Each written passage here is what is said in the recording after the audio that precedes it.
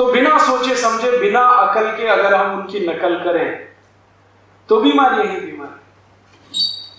अब तीसरी किस्सा बताता हूं कि चूंकि वहां ठंड बहुत है तो सब्जी नहीं बन सकती।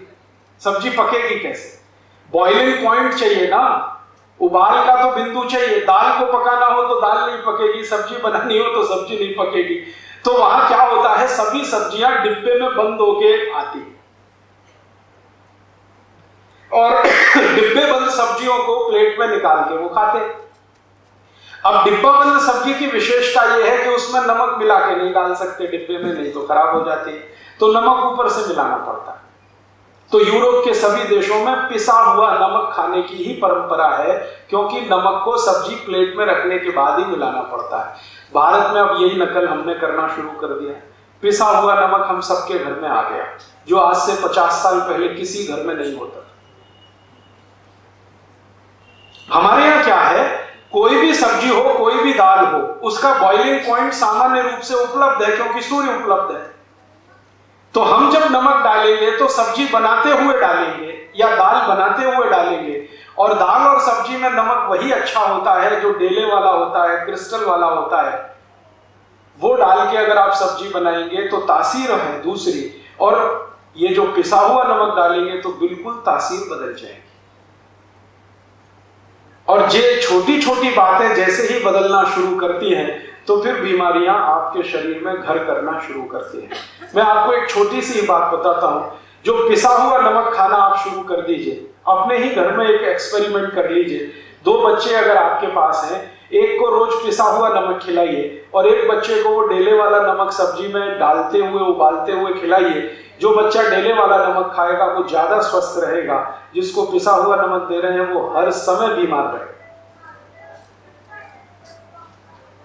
कारण क्या है? आप पूछेंगे जी कारण क्या है?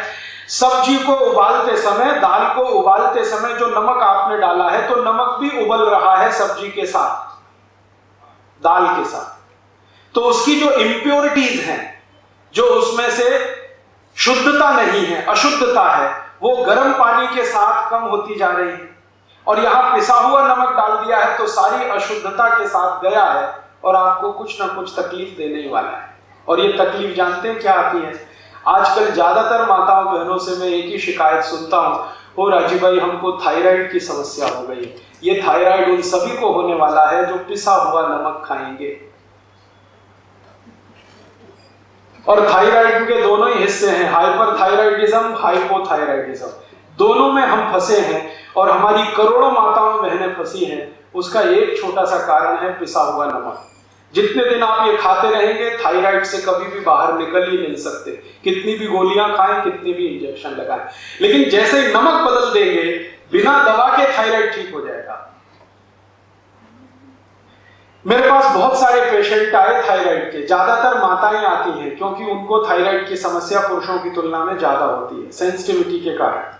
तो वो आती है शिकायत लेके, क्या बताएं इतना थायराइड बढ़ा हुआ है, फिर मैं ये गोली खाती हूं तो शरीर और बढ़ रहा है, मोटापा बढ़ रहा है। और एक महिला तो एक बार मेरे पास आई थी जिनका वजन तो मुश्किल से 60 किलो था, लेकिन शरीर देखो तो लगे 100 किलो का, जैसे फुटबॉल में हवा भर दी हो।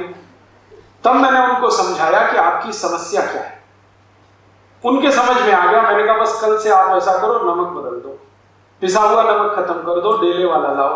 वो बहन जी ने शुरू किया है, अभी 8 महीने हो गए हैं, वो बराबर हो गई। 58 किलो वजन है, वैसा ही शरीर है। और वो कहती है अब मुझे थायराइड की समस्या नहीं। अब वो कहती है राजीव भाई मैंने लाखों रुपए खर्च कर दिए, 8 साल से मैं दवा खा रही हूं, इतने इंजेक्शन ले लिए, कहां कहां मैं गई डॉक्टरों के चक्कर में, लेकिन किसी डॉक्टर ने ये नहीं बताया कि आप ये नमक पिसा हुआ मत खाओ। मैंने कहा उन्होंने नहीं बताया, उसके पीछे कारण दूसरा है। कारण यह है कि अगर आप ठीक हो जाएंगी तो डॉक्टर का धंधा कैसे चले? तो वो तो नहीं चाहेगा कि आप ठीक हो, वो नहीं बताएगा। जानता वो भी है, जो मैं बता रहा हूं वो डॉक्टर भी जानता है, बताएगा नहीं।